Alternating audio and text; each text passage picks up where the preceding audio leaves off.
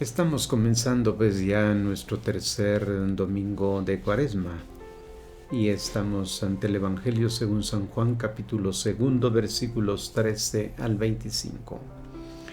Dice nuestro texto: como se acercaba la Pascua judía, Jesús subió a Jerusalén. Encontró en el recinto del templo a los vendedores de bueyes, ovejas y palomas, y a los que cambiaban dinero sentados. Se hizo un látigo de cuerdas y expulsó a todos del templo, ovejas y bueyes, esparció las monedas de los que cambiaban dinero y volcó las mesas. A los que vendían paloma les dijo: saquen eso de aquí y no conviertan la casa de mi padre en un mercado. Los discípulos se acordaron de aquel texto: el celo por tu casa me devora. Los judíos le dijeron: ¿qué señal nos presentas para actuar de este modo? Jesús les contestó: derriben ese santuario y en 3 días lo reconstruiré. Los judíos dijeron: 46 años ha llevado la construcción de este santuario y tú lo vas a levantar en 3 días. Pero él se refería al santuario de su cuerpo. Y cuando resucitó de entre los muertos, los discípulos recordaron que había dicho eso y creyeron en la Escritura y en las palabras de Jesús. Estando en Jerusalén por las fiestas de Pascua, pues muchos creyeron en él al ver las señales que hacía. Pero Jesús no se confiaba de ellos porque los conocía a todos. No necesitaba informes de nadie porque él sabía lo que hay en el interior del hombre. Hasta aquí nuestro Evangelio. Ahora bien, la escena de la expulsión de los mercaderes del templo viene referida pues por los 4 evangelistas, y esto demuestra la importancia que atribuían a ese hecho. En tiempo de Pascua, Jerusalén bullía de peregrinos venidos de todas las partes del mundo para celebrar la fiesta, ofrecer sacrificios y cumplir las promesas. La ciudad, que normalmente contaba con 50,000 habitantes, podía llegar hasta 180,000 en ocasión de la Pascua. Todas las familias se veían envueltas en la acogida de algún peregrino. Muchos de ellos venían de algunos países lejanos, después de haber ahorrado lo necesario, tras renuncias y sacrificios durante años, para poder permitirse al menos una sola vez en la vida el santo viaje. Durante los días de fiesta acudían al templo para orar, pedir consejo a los sacerdotes, ofrecer holocaustos al Señor, entregar sus generosas ofrendas con monedas de bronce, las únicas que podían circular pues en el lugar santo. Los denarios de Roma, declarados legalmente impuros, debían ser canjeados en las mesas de la entrada por los cambistas de moneda. Para los comerciantes, el tiempo de Pascua significaba pues una oportunidad que no podían dejar escapar. En pocas semanas lograban acumular más ganancias que durante todo el resto del año. A pesar de los precios elevados, los peregrinos llenaban tiendas y negocios desde el amanecer hasta bien entrada la noche. Era difícil para los sacerdotes del templo resistir a la tentación de aprovecharse de la oportunidad de ganar dinero también ellos, y, de hecho, durante las 3 semanas que precedían a la Pascua, abrían también sus mercaditos y bajo los pórticos del sagrado recinto. Habían habilitado el pórtico regio para la venta de corderos. Se dice que para la cena pascual se sacrificaban unos 180,000 corderos, de bueyes y otros animales. Al final de la escalinata, que de la parte sudoccidental introducía en el templo, se habían preparado 4 estancias para el cambio de moneda a un interés del 12%. Dentro y fuera del templo, pues el movimiento de gente era indescriptible, como pues era también la alegría por las voces de guardias y peregrinos, de comerciantes, ganaderos y curtidores de pieles, anunciando pues sus mercancías. Los que verdaderamente se beneficiaban de este comercio eran pues los aristócratas de Jerusalén, pertenecientes pues a la secta de los saduceos. Los gestores eran miembros de la familia de los sumos sacerdotes Anás y Caifás, quienes desde hacía decenios mantenían el control del poder religioso y económico pues de la capital. Así pues, la casa de oración ha sido transformada por sus propios ministros en un mercado. El relato dramático narrado por el Evangelio de hoy hay que inserirlo pues en ese contexto. Fue una ocasión de una fiesta de Pascua que Jesús se encontró con el indigno espectáculo arriba descrito. Las emociones que experimentó el Maestro no son descritas por ningún evangelista, pero es fácil imaginarlas por la reacción que tuvo. Sin mediar una palabra, ha confeccionado una especie de látigo, sirviéndose probablemente de los trozos de cuerdas con que ataban a los animales, y a continuación ha comenzado a expulsar con furia a todos los que se encontraban bajo el pórtico regio, lanzando al aire sillas, dinero y jaulas de las palomas. Después, sin pararse un momento, ha bajado la escalinata y ante la sorpresa de los cambistas de monedas, han volcado sus mesas y con ellas las pilas de monedas preparadas pues para el cambio. San Juan es el único evangelista en mencionar que además de los vendedores, también los bueyes y las ovejas han sido expulsados.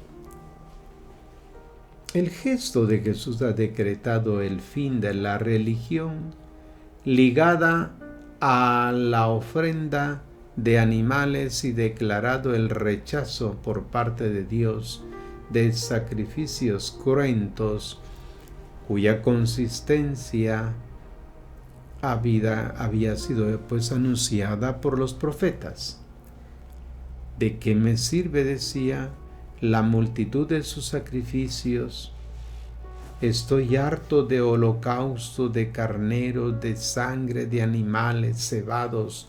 La sangre de novillos, corderos y chivos no me agrada.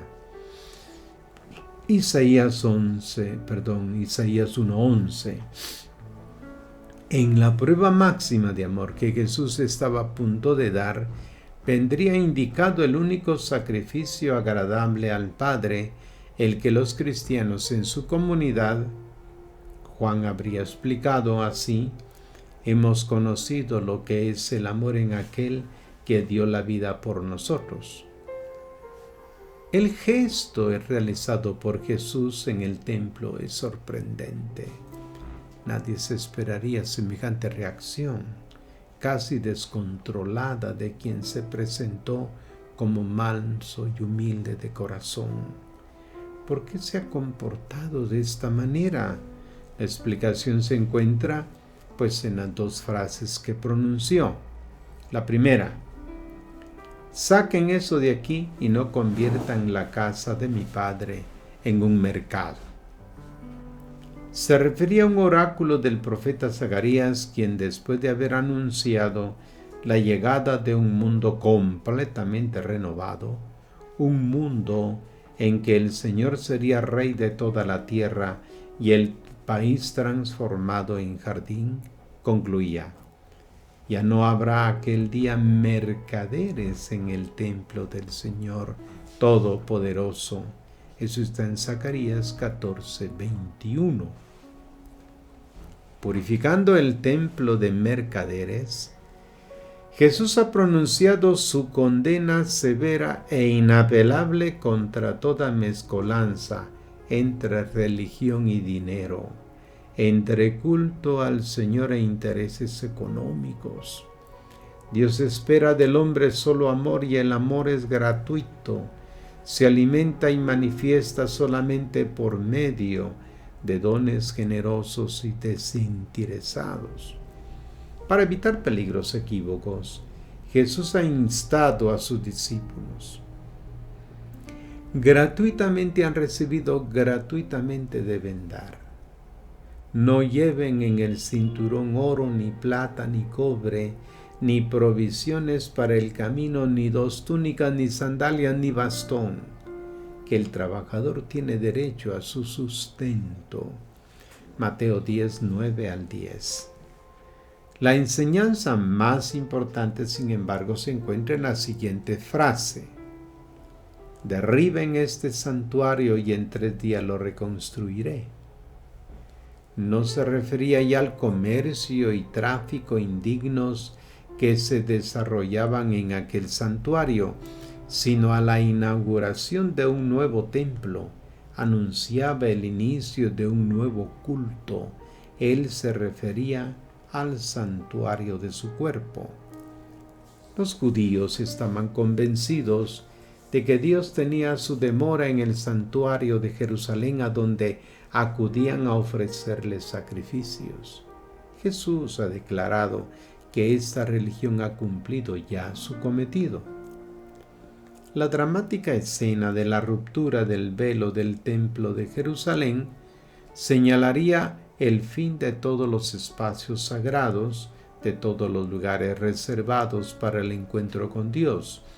Constituiría la solemne declaración de que el tiempo de la separación entre lo profano y lo sagrado había llegado a su fin. Donde quiera que se encuentre quien está en comunión con Cristo, está unido a Dios y puede adorarle al Padre. El gesto de Jesús no es simplemente una corrección de abusos, sino el anuncio de la desaparición del templo, hasta entonces considerado como la garantía de la presencia de Dios y de la salvación. El encuentro del hombre con Dios no tendrá ya lugar en un lugar determinado, sino en un nuevo templo, el cuerpo de Cristo resucitado.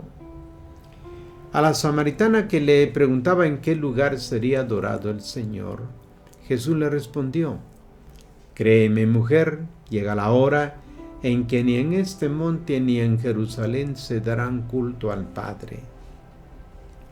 Los que dan culto auténtico adorarán al Padre en espíritu y en verdad, porque esos son los adoradores que busca el Padre.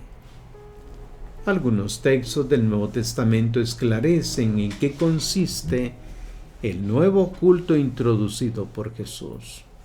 San Pablo recomienda: ahora, hermanos, por la misericordia de Dios los invito a ofrecerse como sacrificio vivo, santo, aceptable a Dios. Este es el verdadero culto. Y el autor de la carta a los Hebreos: no se olviden de hacer el bien y de ser solidarios. Estos son los sacrificios, pues, que agradan a Dios. Hebreos 13:16. Santiago concretiza todavía más el contenido del nuevo culto. Una religión pura e intachable a los ojos de Dios consiste en cuidar de los huérfanos y de las viudas en su necesidad y no dejarse contaminar por el mundo. Santiago 1:27. Esos sacrificios que el cristiano está llamado a ofrecer no se realizan en un lugar sagrado ni mediante ritos, sino en la misma vida. Resucitando de entre los muertos a su propio Hijo, el Padre ha colocado la piedra angular del nuevo santuario.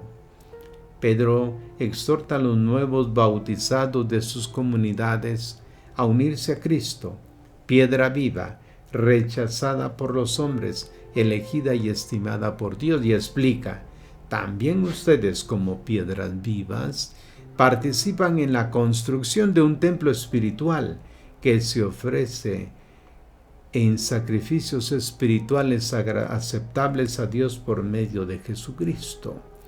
Primera de Pedro 2, 4 al 5. Ahora todo queda claro. El único sacrificio agradable a Dios es el don de la vida, el servicio generoso prestado al hombre, especialmente al más pobre, al enfermo, al marginado, a quien tiene hambre, a quien está desnudo. Quien se inclina ante el hermano para servirlo, realiza un gesto sacerdotal. Unido a Cristo, templo de Dios, hace subir hacia el cielo el suave perfume de una ofrenda pura y santa. ¿Qué sentido tienen entonces nuestras solemnes liturgias? Los sacramentos, los cantos, las procesiones, las peregrinaciones, las oraciones comunitarias, las prácticas devocionales. Nada dan a Dios, no añaden nada a su gozo perfecto. Las manifestaciones religiosas responden, sin embargo, a una íntima necesidad del hombre: celebrar a través de gestos y signos sensibles, realizados solo en comunidad aquellos en que creemos. Los sacramentos son signos mediante los cuales Dios comunica su espíritu y el hombre le manifiesta la propia gratitud por este don. El error está en pensar que la ejecución de estos ritos sea suficiente para establecer una nueva relación con el Señor y que la participación en las solemnes celebraciones puedan sustituir las obras concretas del amor. El pasaje evangélico concluye con una información sorprendente. Durante la fiesta, al ver las señales que hacía, muchos creyeron en él. Pero Jesús no se fiaba de ellos porque los conocía a todos, porque él sabía lo que hay en el corazón del hombre. La razón de esta actitud de desconfianza de Jesús era debida a que aquellas personas se habían acercado a él no atraídas por su mensaje, sino porque habían presenciado sus prodigios. La fe que tiene necesidad de ver, de pruebas a través de obras extraordinarias, es una fe frágil. Jesús no se fiaría tampoco hoy de quien lo busca como curandero o autor de milagros. La verdadera fe consiste en aceptar convertirse junto a Él en piedras vivas del nuevo templo y en inmolar la propia vida por los demás. Como vemos, este texto es muy rico y vamos meditándolo para ir siendo parte de este gran templo. Destruyan este templo, yo lo reconstruiré en 3 días. Bien, a celebrar, pues a vivir el Evangelio. Gracias por su atención.